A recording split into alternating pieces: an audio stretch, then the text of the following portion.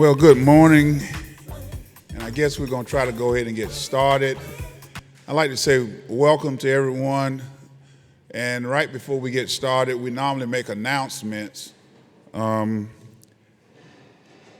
first announcement is we're going to have our fifth International Pawpaw Conference, September the 9th through the 11th, and it's on my website under the Pawpaw. And if you have any questions, please see Miss Savannah Miller or either Miss Joni Nelson. Joni, raise your hand in the back. You can ask Joni, and we can assist you in getting registered for the 5th International Pawpaw Conference. Then we will be getting ready to have our Small Farms Conference in November. It will be our 27th annual conference, and you'll be hearing more about that. We'll try to have the information out for registration hopefully the same time that we have the Pawpaw Conference. So today our topics are cattle and poultry, and we have the pleasure of having Dr. Abigail Hines. She's going to talk about bridging the summer forage gap. So at this time, we would give Dr. Hines our undivided attention.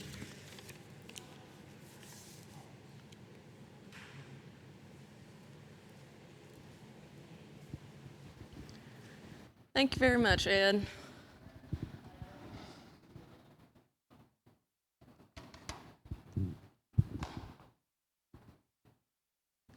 Alrighty. So as he said, my name is Dr. Abigail Hines. I am a beef nutrition specialist. So what I wanted to kind of cover today, and feel free at any time in this presentation to stop me. If you have questions, I'm all for discussion.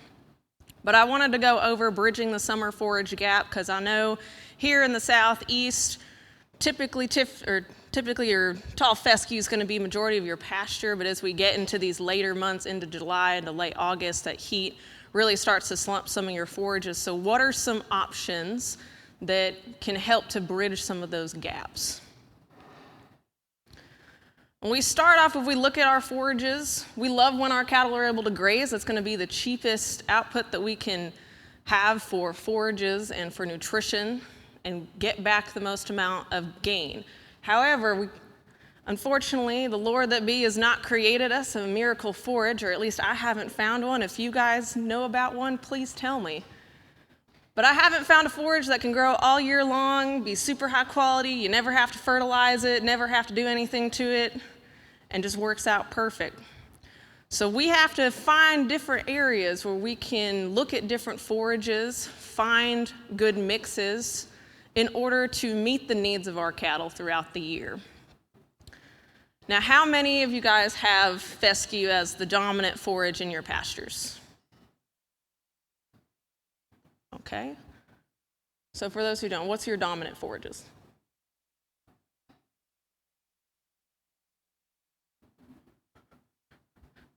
Random? I've seen, tall fescue, sometimes Bermuda grass, but if we look at this graph here, I put on tall fescue because that's the majority of producers in Kentucky. But in that, June, July, August, we can have a dip in its production. We also see, when we look at spring calving, as well as our fall calving, if we have spring calves, if we want their growth to peak, but we also need to provide them a lot of that forages. If we're looking at a fall calving, they have a lot of their growth happening in those later months, so we need to have something either to provide to their mamas or to provide them themselves. So we still have that gap in the season. Now within our summer forages, We need to watch, especially with our fescue, about overgrazing, especially as it starts to dip down and become more dormant with those higher temperatures. So managing the longevity of that stand. We also know that it can get stressed, especially as it starts to get reproductive. Tall fescue can have that toxicity. That's why most of the time you see producers adding in legumes to not only add in quality and protein, but also to mitigate some of those effects. But we still see those legumes start to dip down in these later months of the summer. So it can reduce some of their needs if we provide hay. But if we want to have growth within our pastures, what are some of those options look like? Well, first off, we can look at perennials. These are multi-year growth. We don't have to plant them every single year. Fortunately, if we want to plant our perennials into our current tall fescue pastures, they don't always overseed well. Sometimes they compete when they're having their different growth stages. We do want to maximize the tall fescue, but we also want to take advantage of some of those summer perennials. So maybe donating a specific portion of your pastures to be these warm season perennials. And they can vary in quality depending on management and selection. Your annuals, these are typically, you're going to have to plant them every single year, so there's a little bit more cost into them. However, they're extremely high quality as compared to our perennials, and you can get a lot of biomass off of them. So we've got some different options. If we look at some forage distributions, I like to put up this slide because I like to give an example of what grows during what time of the year and kind of how we can balance those different types of forages to get that growth. We want to try to get as many grazing days as possible within the year, because then we're not having to put in more monetary input for buying hay or buying feed supplements. So if we look at a lot of our perennials here, they have certain growing seasons. Our warm seasons cover a lot of that summer gap that we've talked about. If you're getting to those cool season areas, we have cool season annuals that are options, a lot of legume options. And some of the ones we're going to talk about today with those summer annuals, like our sorghums varieties and our crabgrass, those as well can help us in the forage gap. Now, if we start off with some of those perennials, one of them is going to be Bermuda grass. I've worked extensively with Bermuda grass. This variety, depending on what you choose, they can be very high yielding, which is fantastic. Around here, with the varieties available, Tifton 44 is going to be a real good variety. It's a little bit more cold tolerant. It has a high digestibility, comparable to Tifton 85, which is known to be one of those better, highly digestible varieties, but it still has a lot of yield. Coastal is also another option. It's very hardy, a little bit thicker stems, so the digestibility can be a bit lower than that Tifton 44 variety, but it still has good yield, so for haying options or grazing options, they're really good. One thing about our Bermuda grass that can sometimes limit it, especially here in the upper southeast, is that a lot of these varieties do better if they're sprigged. So unfortunately with the seeding, you've got Wrangler that does tend to do better on the seed variety. However, its emergence can be variable. So typically sprigging is going to be the better way to go, and that can lead to different equipment needs, which you may or may not have available. I wanted to put this up just as an example of some of the different varieties that I have seen within the southeast. The only one that I would say is not good for our area here in Kentucky is the Russell Bermuda grass. That one is more known for Alabama, Mississippi area. Something to consider if you do choose to do a warm season Bermuda grass as an option is that we do have to be aware of the Bermuda grass stem maggot. It is less prevalent as we get more north, so here in Kentucky we don't see it as often. However, in recent years we have seen more cases, so the stem maggot is moving more north. So it's something to consider. The main thing you're going to be looking out for is you see this picture up in the top right. You'll see part of that stem come up and that foliage will just come up brown on the tip. And that's an indicator that you have that maggot inside the stem. The best way to get rid of this is to do a cutting. You can spray for it. Other options for perennials, we've got Dallas grass. Now, Dallas grass is very fast growing. It has decent yield to it, similar to that of some of our Bahia grass and Bermuda grass varieties. One thing I will say, and I did put a picture of what its seed heads look like. I'm sure you guys have seen it around.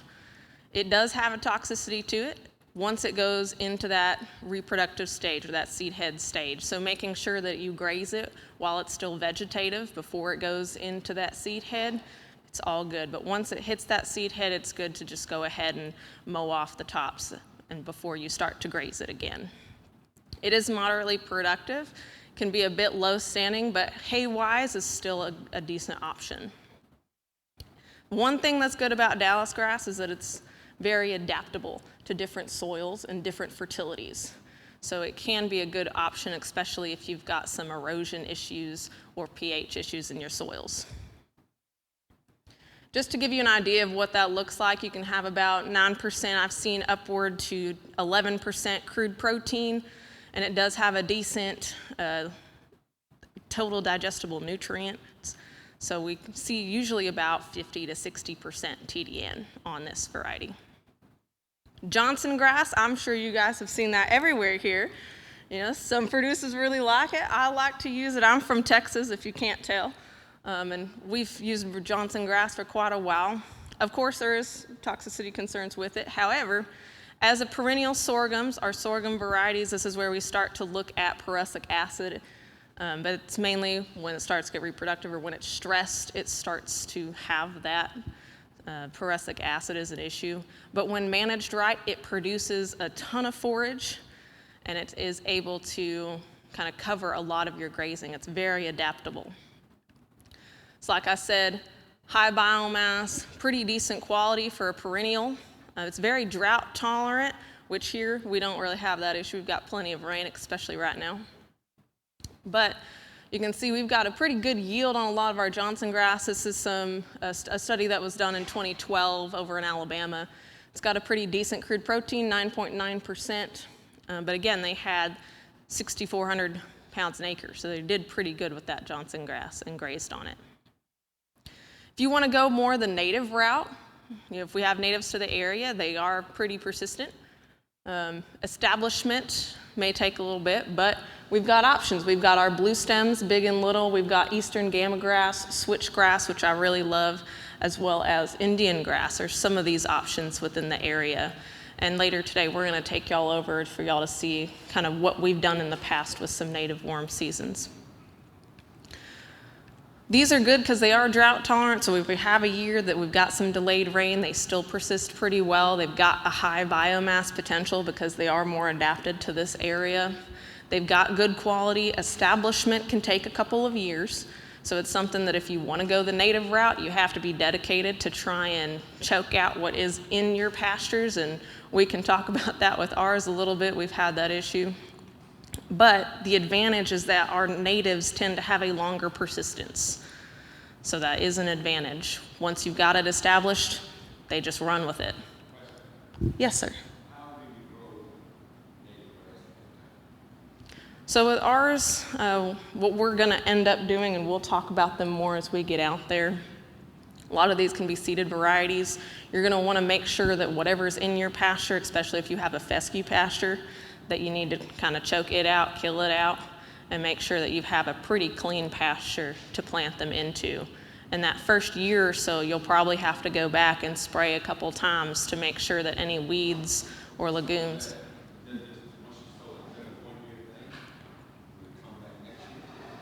It should. What I've done in the past is I've double planted.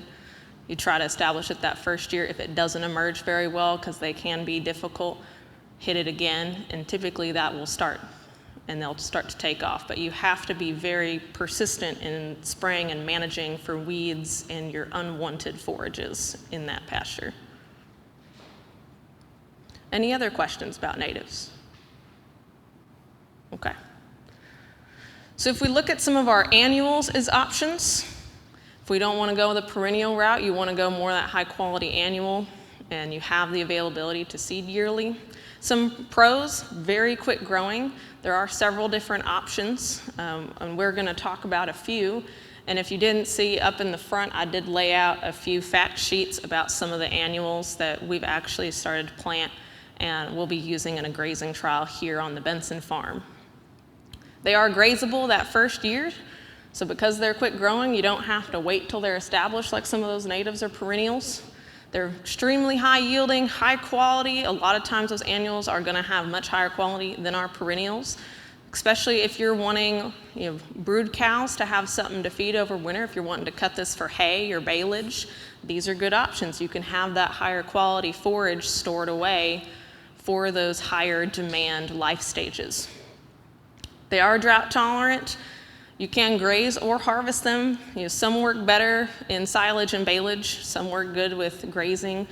All of them, you're able to do hay. It's just gonna be what fits your management style the best. Cons, a little bit more input. You have to plant them annually. There is gonna be some different timing of persistence.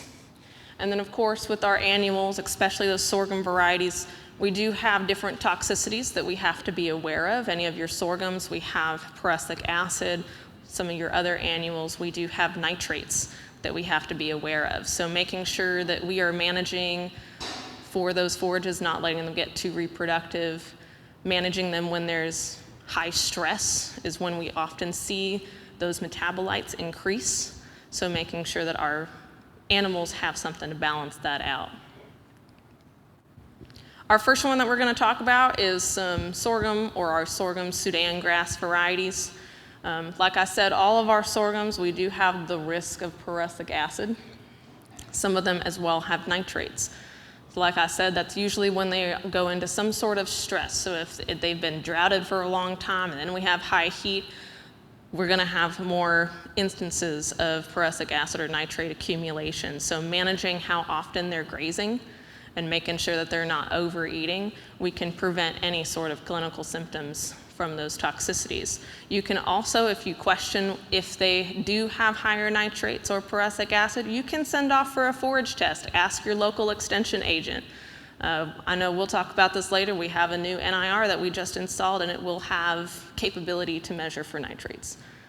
You can also ask any of your extension agents. Oftentimes they do have dip tests that they can come onto your property and check for you. Pros with these, they are very drought tolerant, high yielding. If you're wanting an alternative for your silage instead of doing corn, these are some really good options, even baleage options.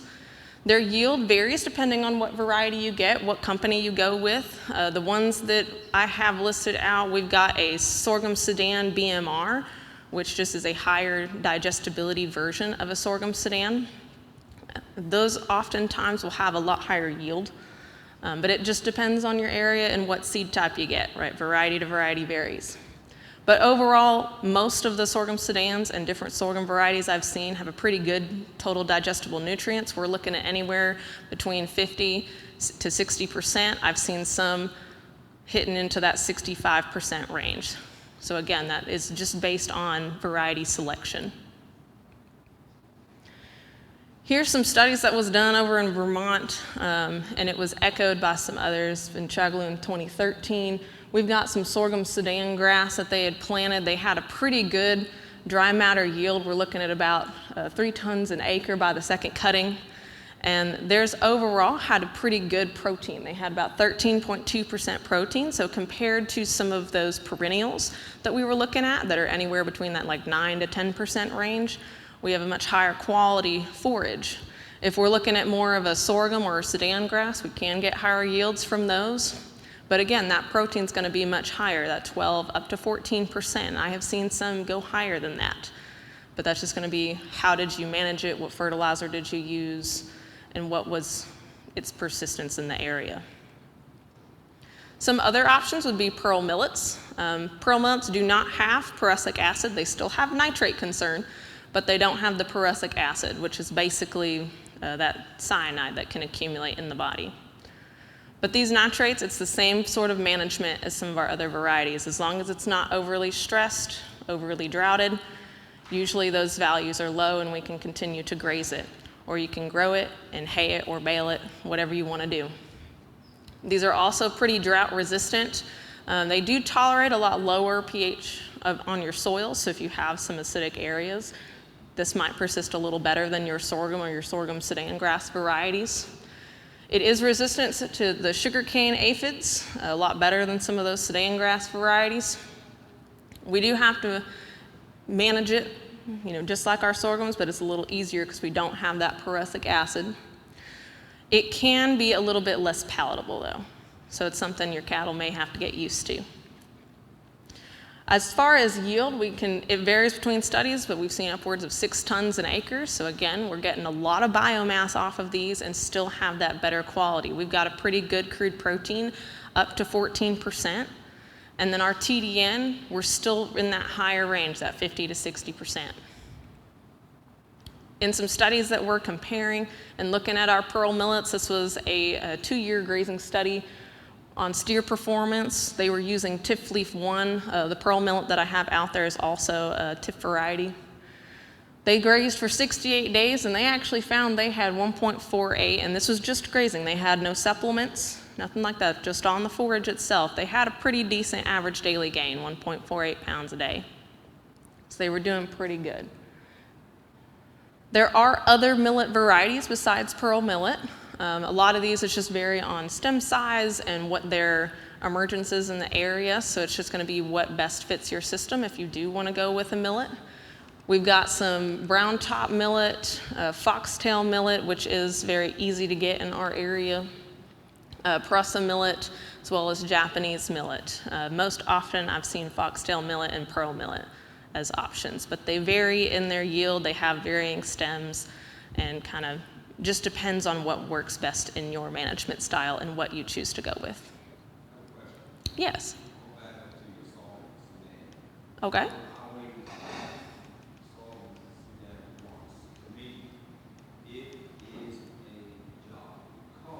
Mm-hmm.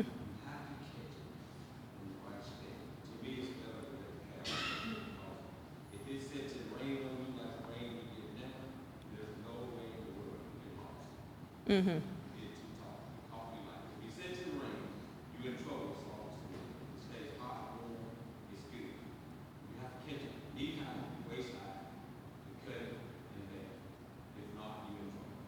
I don't disagree with you. We've had sorghum Sudan grass in my family, as well as we switched over to a sorghum for a while. And I'd say echo that with several of your different annuals. You get a lot of gain on them in terms of performance, in terms of product, but similar to some of those natives, there is a lot of management that goes into it. No. Yeah, those stems get real thick, and especially once they start to get more mature, they start to produce more of those byproducts, and those animals will automatically start to back off of it. Mm-hmm. Yeah, I don't disagree. So it's definitely going to be, like I said, my family's done sorghum Sudan and sorghum varieties. I've loved them, but you have to have the labor available to donate to it. If you do, they're fantastic options, but you have to be willing to do that. If you're wanting more low maintenance, I'd say go with the perennial. Or go with, like a crabgrass option as an annual. They take over, very little management to them, but you do have to make sure that whatever pasture you donate to it, that's what's going to grow, because they do really, really take over. Yes, sorghum Sudan's 1 year.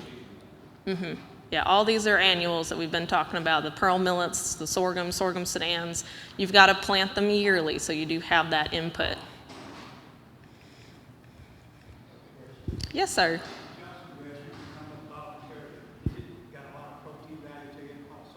It can. If you have some volunteer Johnson grass, again, it's going to depend on how you're going to manage it. If you're making sure that you're grazing it to where it never gets reproductive, it's a fantastic option. I would even say if you've got it volunteer and you want to make use of it, before it starts coming out, just sprinkle a little bit of nitrogen over it. Not a lot. Those things will take off. They will take off. But it will get a little bit more protein in the volunteer. So you see some benefit off of an annual you didn't have to plant. But you still have to make sure that you're bailing it pretty quickly. Otherwise, those cows are going to come off of it naturally. Oh, we already went through these. All right. So we talked a little bit about a BMR earlier, and we do have a BMR option from Cottle Seed that I have over on the entry table. The BMRs, what those are their brown midrib varieties. They are varieties, and they come in some of the sorghum varieties, some of the sorghum Sudan varieties, as well as some of the millet varieties. So that would just be, talk to your seed tech that you have, your seed rep, and they will be able to tell you what BMRs they do have available.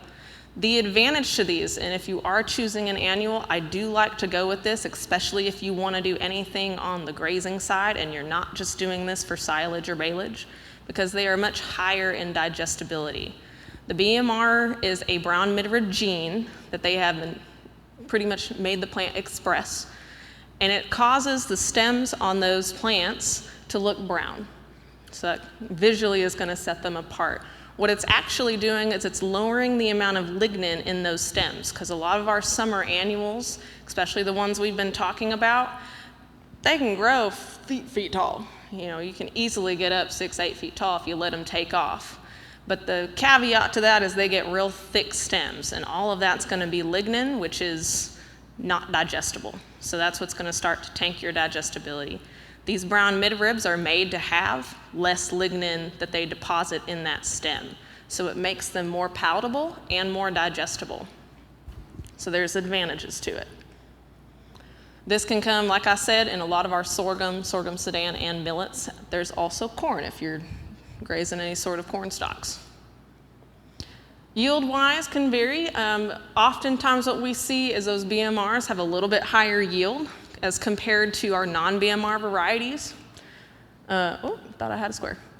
But we do see that total digestible nutrients, in this study it did not change. I've seen others where we've gotten closer to that 55% range on your typical sorghum Sudan, and then upward into that low to high 60s in your BMR varieties. When we compare, there has been studies looking at grazing, especially on steers. This one was done over in West Texas, and what they ended up finding was that if you had the BMR variety, they saw a higher average daily gain and a higher gain per acre, which is what we would expect to see because they do have that increased digestibility and palatability, which is going to make those animals eat more and gain more.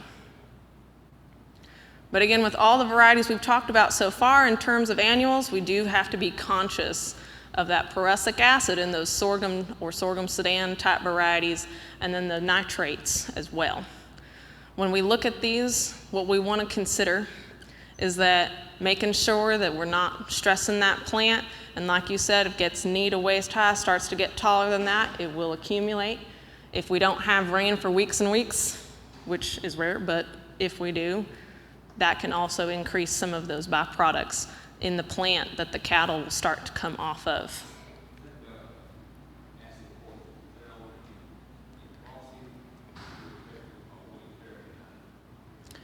The prussic acid, so those are going to be in your sorghum and your sorghum Sudan varieties.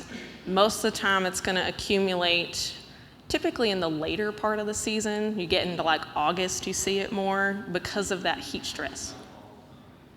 Yes, yeah. So as long as you're cutting it down. I planted some one year, real dry in May. Didn't do anything. All once upon a second rain, that stuff shot up. Got down to 300 parts per million or something. This was like 600 to 700 parts per million. About 200 gallons in there. Yeah. By the time it comes down low enough to the gallons, that stuff was 60 to 70 foot tall. And all you can see was the leaves moving around the gallons off. They ate it. And after that, I blew shot, and I got like 3 or 4 raisins off of it. So. Yeah, they can grow pretty quick once they have the resources they need. But again, if they get too high, we start to see that prussic acid accumulate, and it basically turns into cyanide in the body, which is, 12 hours later, you might come back, and if it was too high, you found a dead cow, which is what we don't want. So managing them very closely is going to be key for those. What you're going to see when you're grazing is that they're going to be highest in those lower parts of the plant and lower concentrations as you get on the taller parts of the plant, which is why if those forages, If you let them shoot up, past waist height, those cows are not going to eat 7 feet up on that stalk, right? They're going to eat those lower leaves that they can get access to. They might munch on the stems, and that's where it's highest in those nitrates and prussic acid. So starting to graze when they're about 18 inches height, you don't really want to start grazing before that. And a lot of that is because you don't want them to get any of those nitrates in that first initial growth period. But then making sure that once it's about waist height, maybe a little bit taller, you have to graze it down or cut it to prevent some of that nitrate poisoning or prussic acid poisoning. So basically, stop when it gets too high. An alternative that we don't have to be as concerned about our nitrates or our prussic acid is crabgrass. Not everybody loves crabgrass. I'm from Texas. Sometimes that's the only thing that grows there. So I have had great success with crabgrass, but you do if you want to grow it. It can take off. This is not your common crabgrass. This is a lot of the most common is mojo crabgrass. It is a forage type, so it is made to be very high biomass, which is fantastic. It does take over. So if you have any current perennials already planted, it will choke them out. It's very persistent. So keep that in mind. If you don't want it, make sure you spray it away from your other pastures and keep it mowed down so it doesn't spread too bad if you don't want it to. But it's extremely high palatable. It can fill all of your quality gaps. It's comparable and more so than your perennials. Mojo, as I said, has been the most common that I've seen. Quick and Big is another one that has been coming up. Here in this area, Mojo is very easy to get.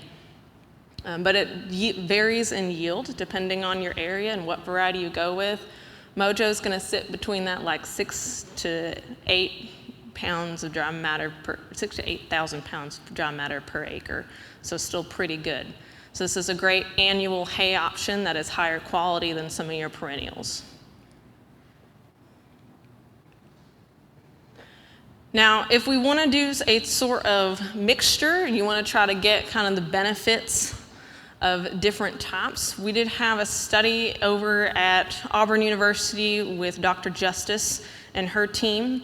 And what they looked at was they looked at a warm season mixture as well as a CS mixture, cool season annual mixture, and compared it to Bermuda grass hay. Now what they found was in that warm season mixture, they had crabgrass, pearl millet, and then a forage soybean. And they found overall that if we look at the crude protein, we see that our warm seasons, it varied. They did see a lower crude protein, but they did see a very good total digestible nutrients. We're still sitting at that 55%. If we look at the diets though, we ended up seeing that our warm season annuals were comparable to that cool season annual. So we were having good gains, and we were having better gains than just our warm season, for just that Bermuda grass. So we still have advantages using some of those annual mixtures over those perennial mixtures. Now, just for some general advice, research the species if you're considering having a warm season perennial, a warm season annual. All of these are great options, but it's going to be what best fits your area. What does your erosion look like? What does your soil pH look like? What do you currently have in your field? How much do you have to donate? Or are you planting this in your entire pastures? It's going to just depend on what the needs are for your system. You want to match the forage to the site, to the soil, to its intended use. What type of livestock do you want on it? What type of management do you have available? What sort of forage or needs are you wanting this forage to meet? And these are all questions that if you're unsure, feel free, we can sit down and have a conversation or ask your local extension agent. One thing that I have gotten that I did want to point out is when choosing some of your different perennials, if you already have something like your tall fescue as your main forage and you think you want to use Bermuda grass, keep in mind that not all grasses get along. And this is something that we do see when we look at tall fescue as well as Bermuda grass put in the same pastures. They compete a lot for resources and it can end up reducing the yield on one or both of them. So we start to see these little hot spots with them competing. So it can be difficult. So keep in mind that goes back to your species selection, what you're needing, and what would be best fit for your site. Now, what I have seen is dedicating a certain portion of your land or your pasture to a summer forage, whether that be a perennial or an annual. So let's say you wanted to dedicate 10%, this back pasture that you have, to just be your warm season so you can cover that gap for your animals. What do you want to do with it in the wintertime? Well, you can plant winter annuals, especially if you have a summer annual like our sorghum Sudan or your pearl millets or your crabgrass. When it starts to die off, you can plant in a winter annual and be able to graze on it when it's not in that summer season. And those winter annuals are very high productive and they have really good protein. If you choose a legume option, then you have the additional benefit of that nitrogen input from those legumes. We do see some differences. Our Bermuda grass and Bahia grass are different warm season perennials. They do great with your clovers, with your brassicas planted in that winter season. With our sorghum Sudans, those small grains, the ryegrass does really well. If you're using those summer annuals, doing a no-till drill option for that winter planting is probably going to be the best fit. Now, all this goes back to, we have talked a little about management, and you do have to manage these summer or warm season varieties pretty closely. So it's going to go back to, what do you have available? So you're going to see that largest return if you're managing for that grazing appropriately. What I would like to say is you do want to try and increase that carrying capacity as much as possible, right? Try to get the most out of it. You don't want to limit yourself. But we have seen that rotational grazing will increase that carrying capacity and will also help to manage those forages a lot better. Some different studies have shown when we look at continuous versus rotational and what the differences are on those, we start to see that the stocking rates when using rotational, we had an increase of 38% that we were able to increase that stocking rate. We also saw in the calf production that we had a 37% increase on pound per acre.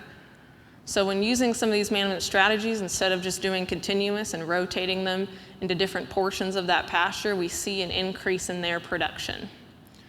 So we always want to keep note that our grass will grow grass. If we're managing that grass, we'll continue to see it come back in return. And rotating it will keep those different areas vegetative. But again, that goes into labor.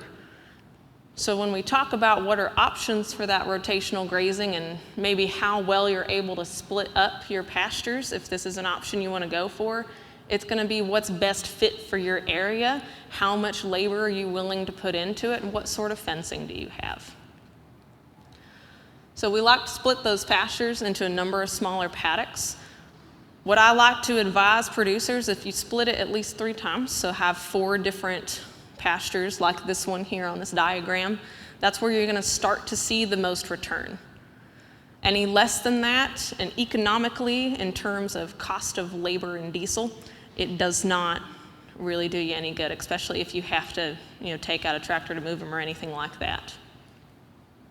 Your animals, you do want to make sure that they graze to the desired height before moving them to the next paddock. So with our summer annuals, grazing them down to that 18-inch sward height and then moving them. And you'll see that it'll constantly be able to move them around. They'll always have fresh forage available. Or other options, you can graze on a handful of them, let a 5th one grow up and use that one for hay. So you don't have to just use it for grazing. But depending on the type of forage, our annuals are going to grow faster. If you have a perennial, you can do it once every 7 days, maybe every 14, depending on the variety. With our annuals, you would be moving them closer to every 3 to 4 days because they'll eat those down pretty quickly. And we've had variation if we look at their gain on acre and rotational compared to continuous in our southern states. Across the board, we've never seen a negative correlation. So we've always seen a positive return on using that rotational grazing as compared to just a one pasture continuous grazing. With all of these varieties, Grazing is always a fantastic option, right? We also might want to keep those high productive forages for some of our winter feeding. So either haying or doing baleage or silage are options. A lot of this comes down to what is available and what best fits your production system. Is it better? Do you want to do hay? Do you have the resources available to do a baleage or a silage and you want that option? It's just going to be what do you have on hand and what best fits your system. With our sorghum and our sorghum Sudan grass varieties, these are great for grazing. They're also fantastic options for baleage or silage. If you're looking at crabgrass or Bermuda grass, Dallas grass, those are going to be more better fit for hay or grazing. Right. Now, were there any questions before we move on to the next portion? Fantastic. I do have a short survey. This is more so to help myself and our colleagues in the animal science department better adjust our extension programming and our research to producer needs. It's only, I think, 12 questions, so it's very short. If you have a smartphone, if you would please scan and answer it. It just talks about some simple questions. What's your production? What animals do you have? How many? And then what sort of programs would you like to see? If you do not have an iPhone that you're able to scan, I do have some hard copies and pens. So Mike, if you don't mind helping me. Yes, sir.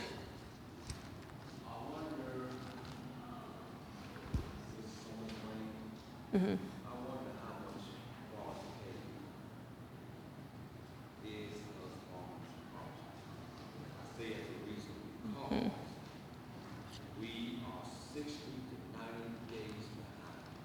Yes. Mm-hmm.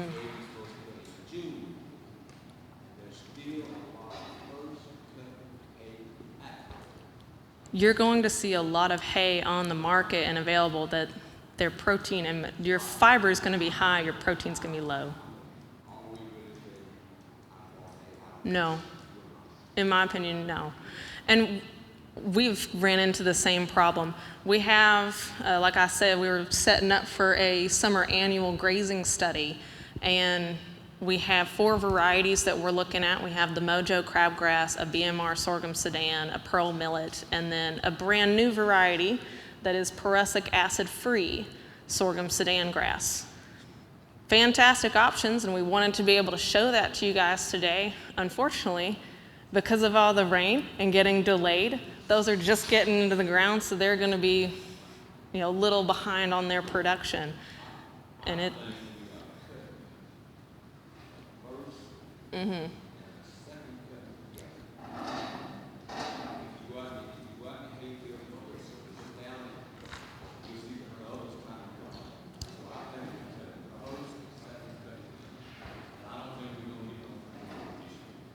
No, I definitely think there's going to be a lot more producers searching for supplements this winter, and anything you cut now, I would say definitely get your hay tested after you cut it just to see what it's at, to give you an idea of what you might have to make up for in terms of, yes.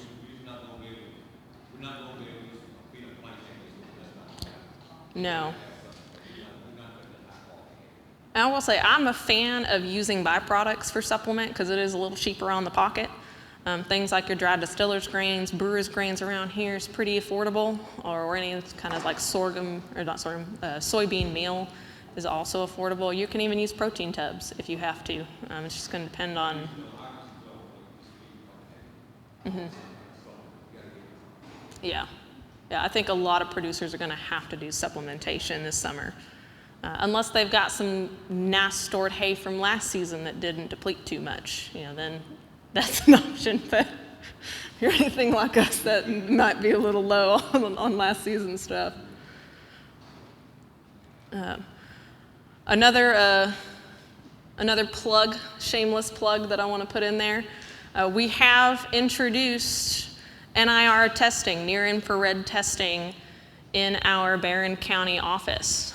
You can mail in samples. The forage testing is completely free, so you do not have to pay for it. We do have a guide that can show you how to best sample for those different forages. If you're doing hay and you do not have the equipment to make a good hay sample, call your local extension agent. They do have hay probes, so they will come take that sample for you, and it can be sent off. It is a rapid test. The NIR can run a sample in under a minute. So we say that within a week, we'll have your results. So if you're wanting just an estimate on what your production might look like, we do have free testing available. And in our brochure on this QR code here, it does have where to mail into it and how to submit it, or you can email or call the office. Alrighty. I think that's about all I had for you guys today. We are going to be looking at some of our pastures that we have currently available with some warm season forages on them, and we'll be able to answer any questions you guys have about warm season management or kind of what we've done and some examples of what we're trying to do for future warm season growth here on the Benson farm. But before we move on, we'll kind of give y'all a minute if you need to finish any of the survey. If you didn't get a chance, because I only printed so much of it off. If you didn't get a chance and you do have a phone, feel free to scan it. This just helps us create better programs for you guys.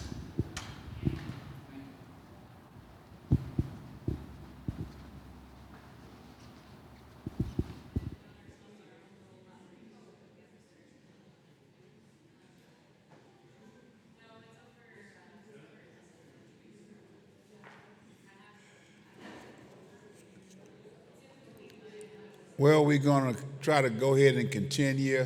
We hope everybody have enjoyed the lunch meal. When you go by, just thank Miss Savannah Miller for coordinating our meal today.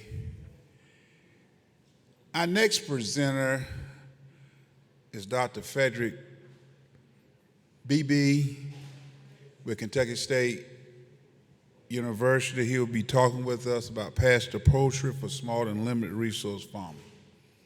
So let's please give our undivided attention to Dr. Beebe.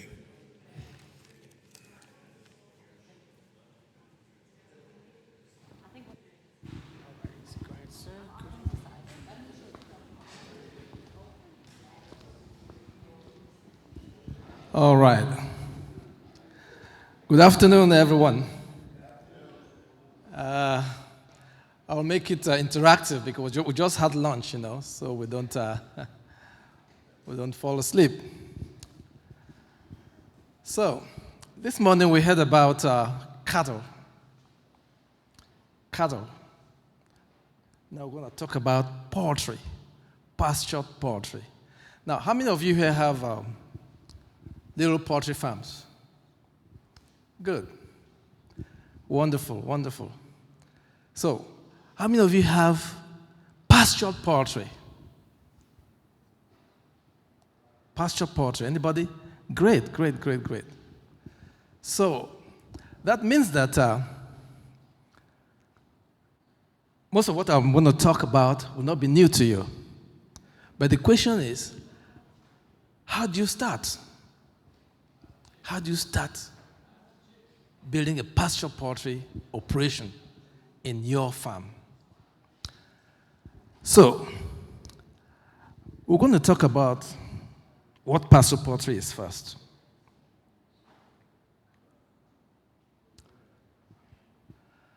So, what is pasture poultry?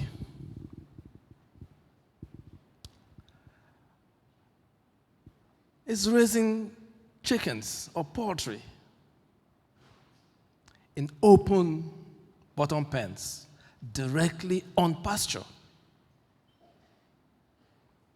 It might be chicken, it might be turkeys, it might be ducks, depending on what you prefer. The essential thing is that you move these pens every day or every 2 days, depending on the age of the chicks, to a different pasture every day.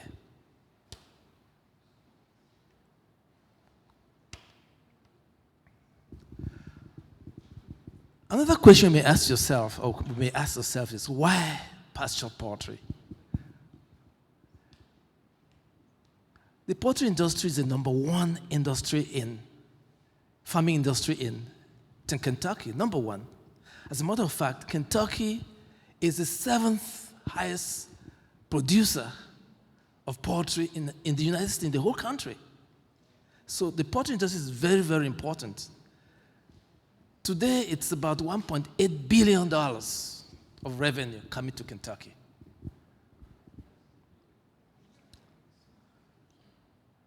So, why raise pastured poultry?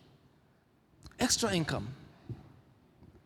Extra income, especially if you integrate the poultry into your farming operation, it gives you extra income.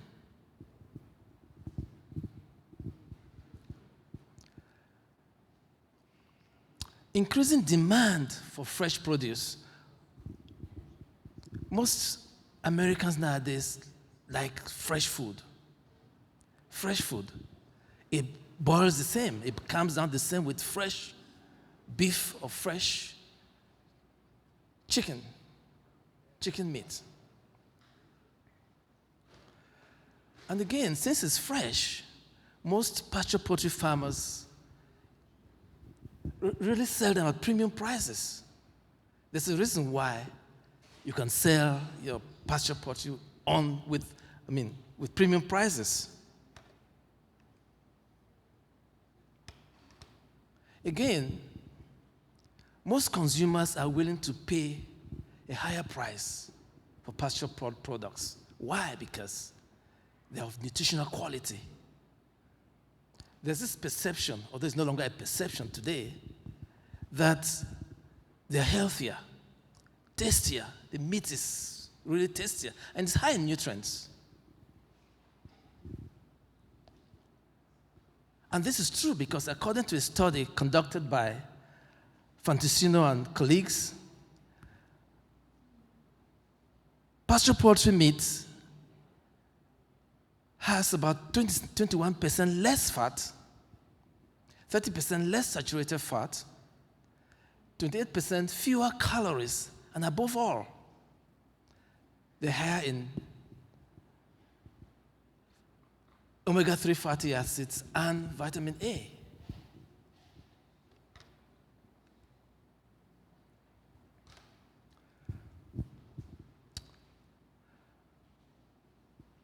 For environmentalists and those who are, pro-animal people, raising poultry or chickens on pasture is actually good for the chickens because in large operations, industrial production, you find that chickens stay on the same spot in cages the rest of their lives. So most of those chickens, the meat is not that very tasty. And of course, their bones are not very fragile, as you should see. Environmentally also, you can use the chicken manure for your operations. Those who have cattle will tell you that they use some of their manure on their farms. So if you are rotating, if you don't have cattle and you have pasture poultry, you can easily do your rotations. You can rotate your chickens in another section while the grass grows. And you can also plant your vegetables using chicken manure. Above all, again, this pertains to soil fertility. It increases soil fertility. There are many other reasons why we raise pasture poultry. On a personal and community level, one person or a family can raise chickens, pastured poultry, on their farm. And you can start small with very little capital. Why? Because you already have an operation on your farm. You just have to integrate pastured poultry into your farming operations. The cost will be low. And also, in a community where you are, your neighbors can come and buy fresh produce from you. When they come and buy the chicken, they can also buy other crops, other vegetables that you raise.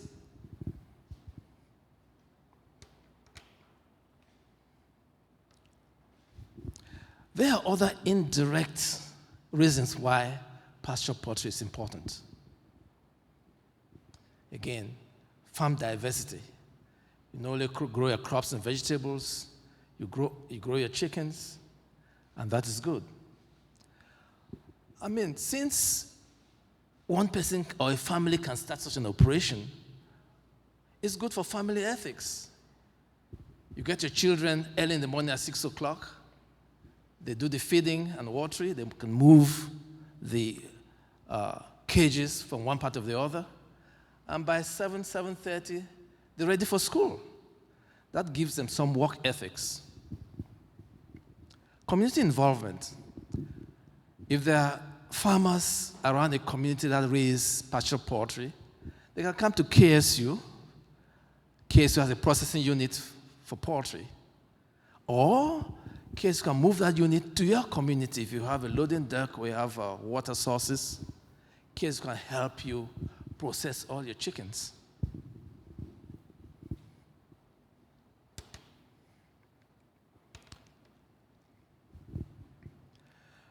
Now the question comes, how much money can I make from raising pasture poultry?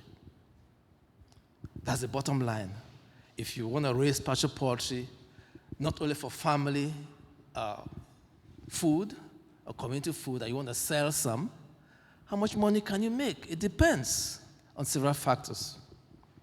Initially, the profit may not be very high, but as you gain experience doing that, you can increase your profits.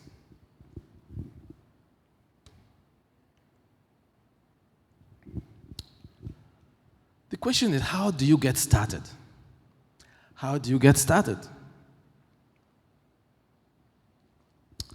First of all, some of you today talked about having 5 acres, 50 acres, 100 and something acres. That's a lot of land. You can use part of it to integrate poultry into your operations. You must have enough. It depends on how much, the extent to which you want to operate. Do you want to start small and go larger? So, you should have enough land such that you can move your cages from one part of the land to another. So by the time you come back around, the grass must have grown.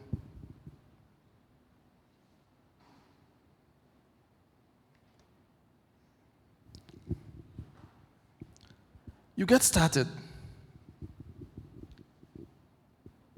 by building pens.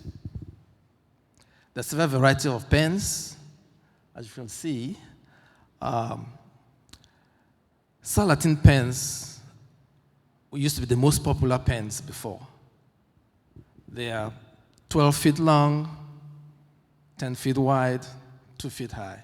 In those type of pens, you cannot move inside, you just need to move them from one part to the other. They can take about 70 to 75 to 100 chickens, depending on the breed.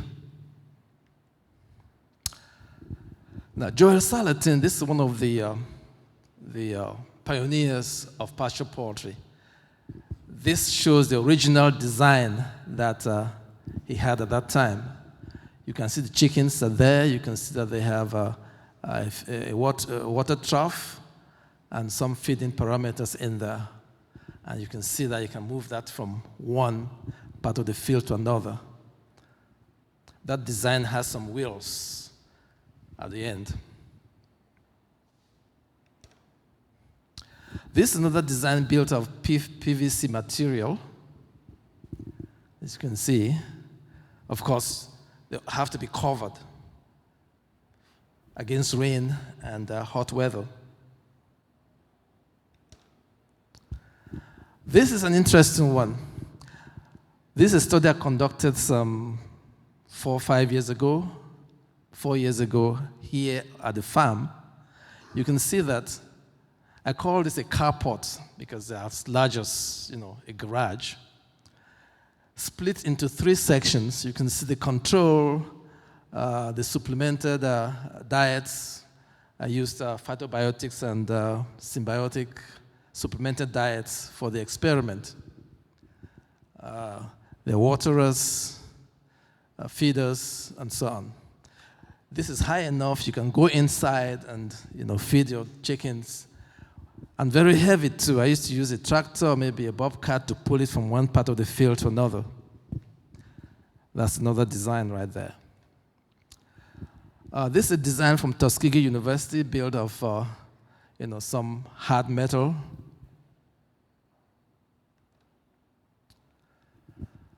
So our next question is, how do you choose a breed? Of course, like any other livestock, there are several breeds. Some breeds are good for meat, others are good for eggs. So the standard breed that we have for meat chickens is the Cornish Rock. It grows very fast.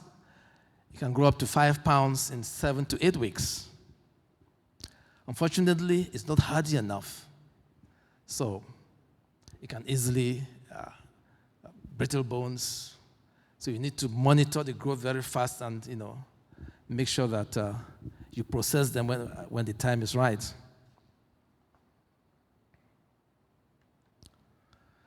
The Rhode Island Red is a dual-purpose breed, but it's a good layer. It's very hardy, can withstand harsh weather, but it grows a little bit slower than the Cornish Red.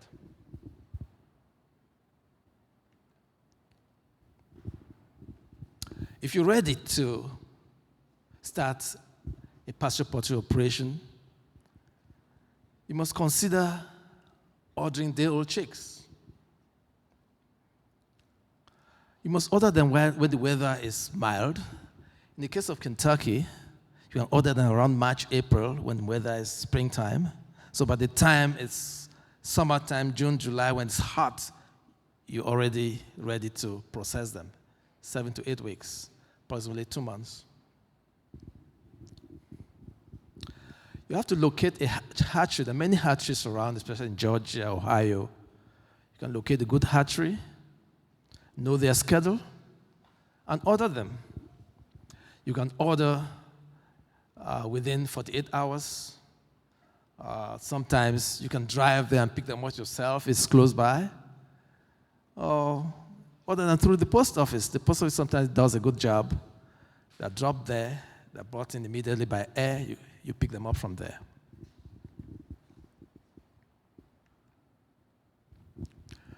Brooding. When the day-old chicks come, they have to be kept in an environment where they will not die of cold. Day-old kids are very temperature sensitive. You have to use heat lamps and enough beddings, feeders to keep them warm at a certain temperature while they grow up.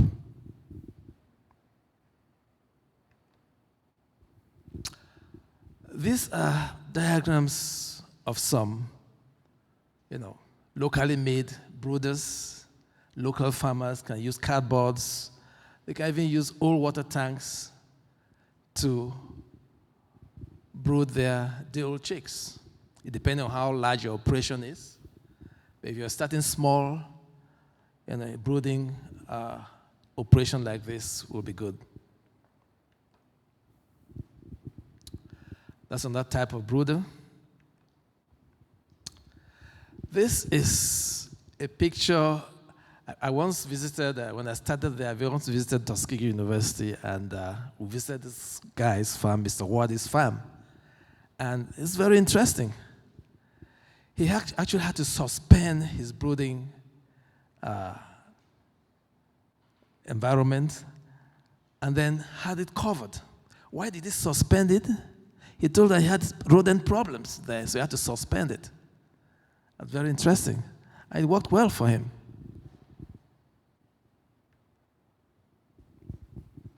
Now, how do you care for these chicks? When you order day-old chicks, about 6 feet square area, you can have about 50 chicks in it. You make sure they are kept warm and dry, warm and dry.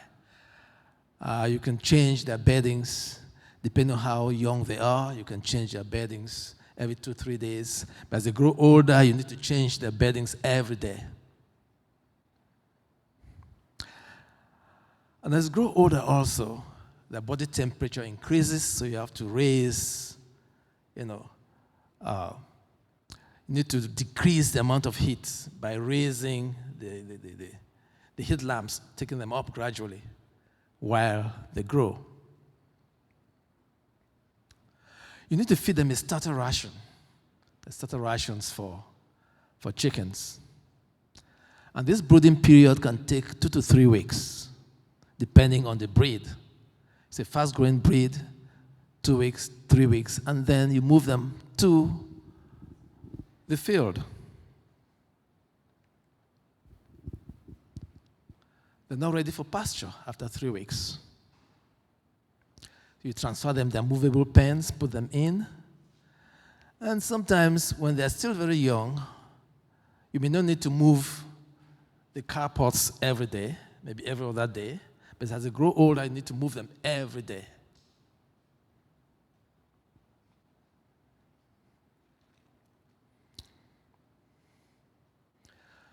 And these pens should be equipped with waterers and feeders. You can put the feeders by the edges, and the feeders hanging up, and water pipes, if you have CVC tubes passing around, whereby they can get the water, depending on how you want to build your operation.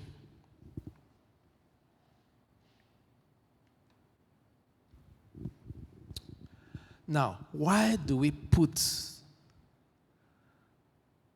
the chicks in cages on pasture? For them to feed naturally. So, chickens feed on grass seeds, insects, worms, and other materials found on pasture in a natural way. We've heard of backyard chickens and so on. They feed naturally. But with a controlled pasture poultry feeding operations where you have to put the chicks in large pens and move them every day, that's a little bit controlled environment. So in that case, you need to supplement with chicken diet while they also feed on grass and insects naturally. And you can buy this feed from the store, or if you want to have an organic operation, you buy organic feed. If you want to prepare your own feed, well, you buy the ingredients and do your own mixing. But nowadays, it's safer to go to a feed processing plant, give them your order, they prepare it for you, you come back and feed your chickens. But with the small operations, you want to do it yourself, that's good also.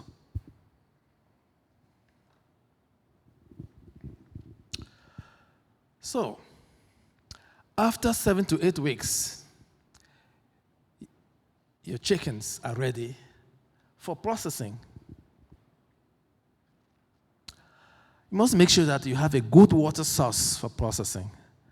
KSU again has a poultry processing unit that farmers can rent.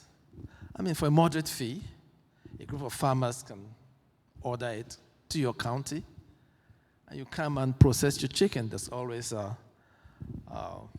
research associate here in charge of that.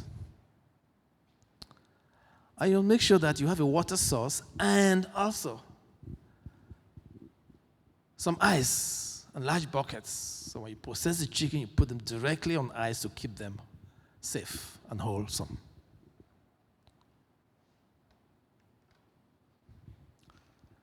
Now, the question comes, if you're interested, how do you start a pasture poultry business? Again, as I mentioned earlier, you can start small, and then with experience, you go big. Yes, it is feasible to establish a pasture poultry operation in Kentucky. It needs proper planning. Proper planning. If you want to integrate that into your existing operation with other crops or animals and vegetables, you can easily do that because you already have an operation. The capital investment will be small.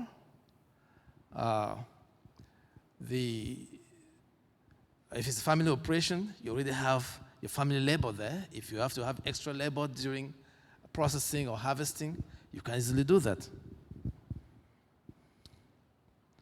So before you start a small operation, what is necessary? First of all, establish a budget. Very important. How much money do you want to invest in a pasture poultry operation? If you invest the amount of money, what will be your returns? Develop a plan of operation. And also very important, you have a nutrition plan. Because nutrition is very important in all animal operations, all livestock operations. A nutrition plan is very important. And KSUs here will help you with that. Even feed mill operators will help you with that. You have to design your housing, your pens. What type of pens do you need? How large do you want the pens to be? Do you need a pen that you can move in and also walk inside? Or you need a pen that you can feed from outside and easy to move from one part of the pasture to another? And most important of all, state regulations are very important. We know that. So, what are the regulations that you may have in order to integrate a small pasture poultry operation into your existing farm business? You must make sure that you look into that also. And also, very important, if you have a neighbor or a friend who already has an operation, you can visit him or her and learn what he's doing, he or she is doing for you to succeed. Sometimes hands-on learning and visits are important.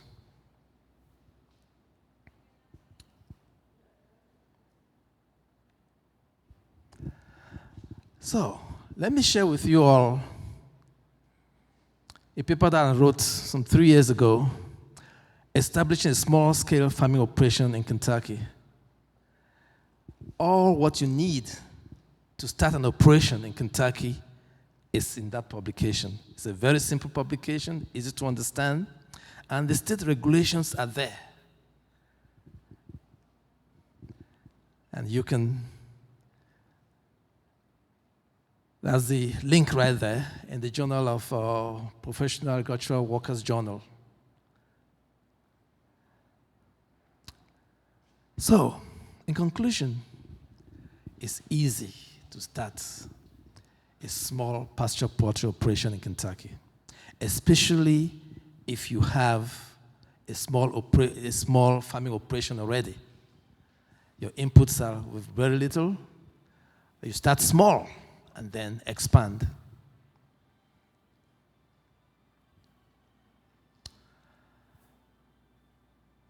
Thank you very much. I'll now entertain some questions. Thank you.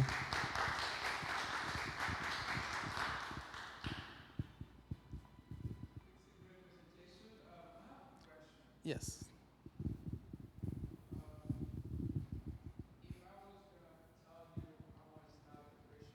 Mm-hmm.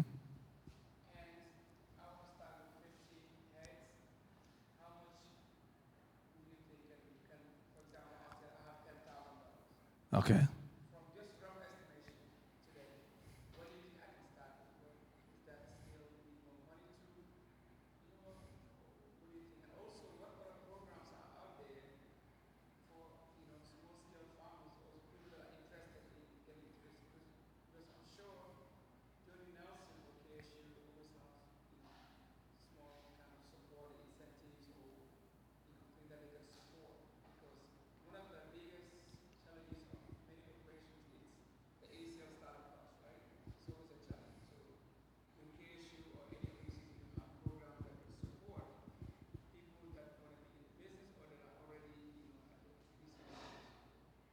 Well, you just said it right. KSU has a program. Johnny Nelson is in charge of that. I'm sure she works with existing farmers. Existing farmers. You don't have a farming operation already, and you want to start one. So it depends on why do you want to start such an operation. Is it for you to first of all have some meat source for yourself and your family, and a little bit to sell, the extra to sell? I think that's where you have to start. And once you're comfortable with that, you want to expand, then you can do that.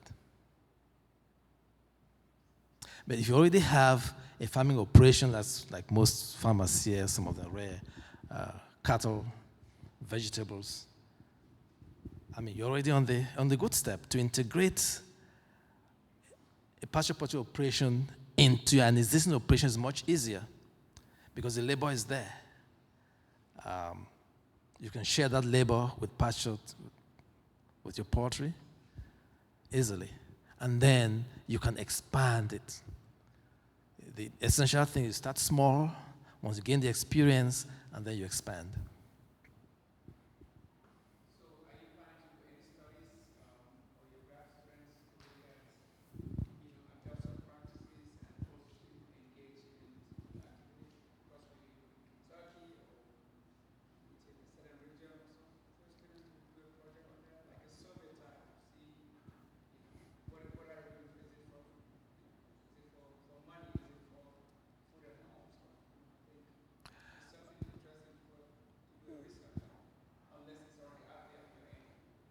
Yes, for now, KSU, I believe KSU will hire a new poultry person very soon. It depends on what that poultry person is interested in. But what I did was pastured poultry, because I was interested in that, to work with small farmers who will be ready to adopt that, integrate that into their farms. So the new person coming will have to determine what area he or she wants to work on. Thank you. Yeah.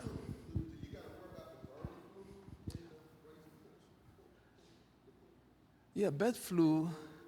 Yeah, of course. I mean, for every poultry operation, you need to worry about that, especially for large poultry operations where, they rear thousands of chickens and they're right there housed. A little bit of virus can spread very fast. But for pasture poultry operations, it's hard to determine, but it can easily, bird flu can easily attack, especially if it's in your area, it can easily spread. But the signs are there. Once you get experience working with chickens, you can know what signs to observe. Normally, when chickens are hot, they fight against each other, cannibalism, and when they are cold, they try to congregate together to warm up. Yeah. I'm just thinking backyard. What are some of the predators we need to prepare for, and how do we prepare for? I mean, it looks good to carry the free range or the tractor down through the yard. But what about the predators, and how do we prevent those? Good question.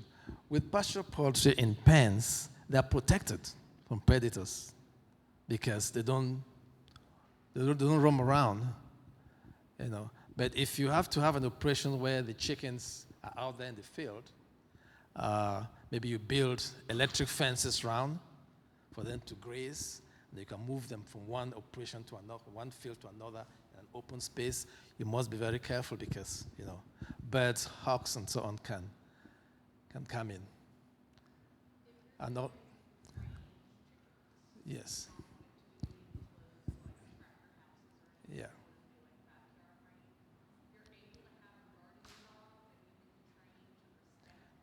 Correct. But I think you make a good point, because I have a guardian dog, but he's a chocolate man. He doesn't take it. So how do you train him to do that? Oh, it's easy to do that. It's easy to train.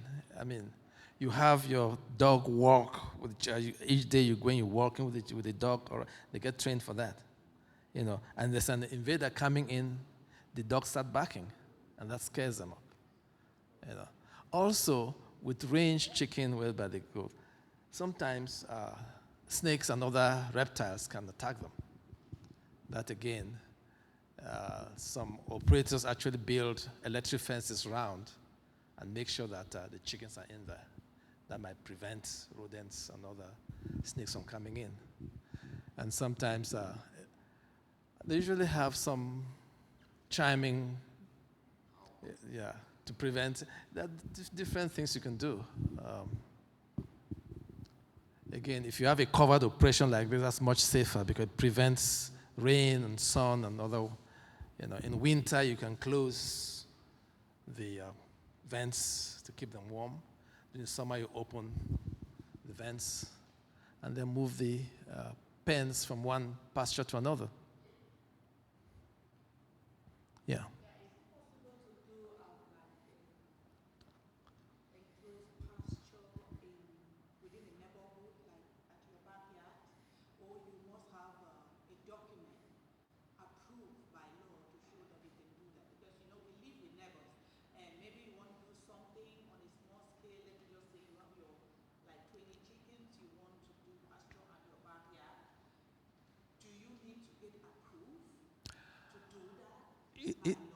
It depends on the part of the city in which you are.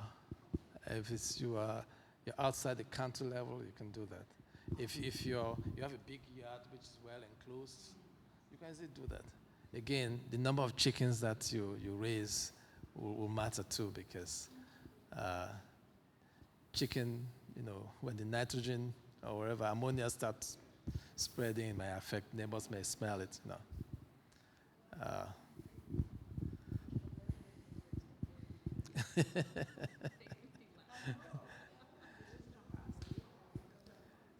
Yeah, you can raise a few, and then make sure that you disinfect or clean the area. Yeah. Yes, please. We have 2 chicken tractors going right now on the farm. Yeah. And we've been doing it for a few years now. And if anybody wants to come see Wonderful. and ask any questions, you're welcome to come over. Where are you going? Just a little bit that way, about 15 minutes.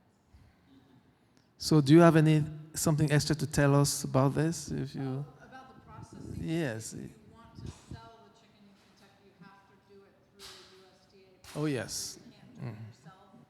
Other states have a exception for small farmers that you can sell a certain amount, a small amount. But Kentucky doesn't have that right now. So you have to find a USDA processor, or like we use KSU. Yes. Processing when we first started, and it was great. Yeah, KSU is approved by USDA to process poultry. So, and every poultry process here you can sell because it has a USDA stamp, KSU stamp, so you can sell to local communities. You can even sell in farmers markets. Yeah. And the training program they do is great. Yes.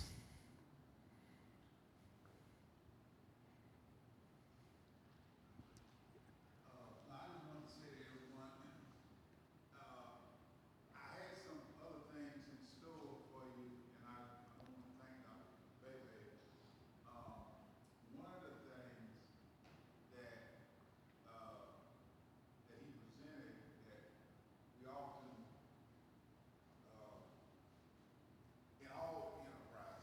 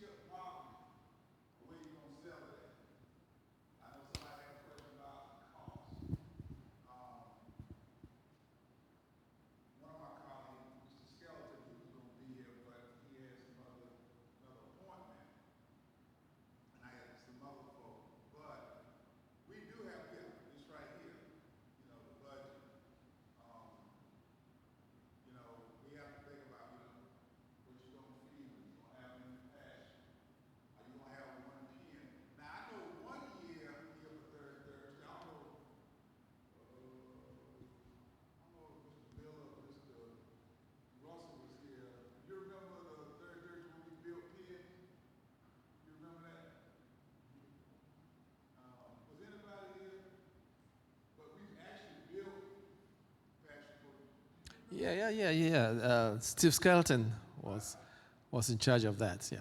We did that one. So, but I just like to say thank you, Dr. Bebe, for this information. I think. It's a wealth of information. As I said earlier, who's out in the field, you know, please take what Dr. Bebe is saying into consideration. You have to really think about what you want to do, what's going to be in your backyard, what's going to be in your farm, you know, the health part of it, you know, the veterinary part of it, all of this right here. You know, you really can't skip a step. Because if you do, design of the house, you know, how big is your, but I know we have some demos here. We do have that here, so, but anyway, thank you so much. Yes. Yes, please. Does this sort of pen work pretty well for turkeys also? Oh yes. Oh yes. 'Cause Yeah. I used to raise turkeys. Yes. I found out that turkey manure is very good for good source of nitrogen for your crops. Yeah. You can use. You can. Very good. Yeah. You can use it for turkeys also. Yes. Yeah. But Do they market very good? Do they market just I sold every turkey I raised. yeah. But I haven't seen any local farmer using this for turkeys. But you can use it. I mean, you can design one for turkeys. Yeah. Yes. Yes.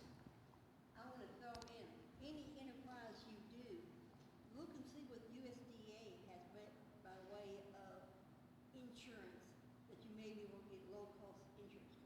I don't care who you are, things happen. You want something as a safety net. Maybe a storm comes in and your chickens all get blown into the trees and they get killed. Maybe a flood comes and your chickens get killed. Things happen. So when you do so, make sure you have an alternate plan. Make sure you have a backup. There's affordable prices. There's different things that USDA can help you with by way of insurance. Maybe you're raising some of your feed for your animals. Maybe you're growing some grain amaranth or some corn or something. Maybe you have a crop insurance that you can get at a low cost. So if something happens to that, then you've got some money or something to help get you through until you can get back on your feet. Absolutely. I mean, insurance is part of the cost of doing business. So if you already have an existing operation, what you have to do is meet your insurance company. I'm adding this particular, operation in an existing operation. So would that increase my insurance premium? So that's what you have to do. Yeah. Any other questions? Well, thank you very much.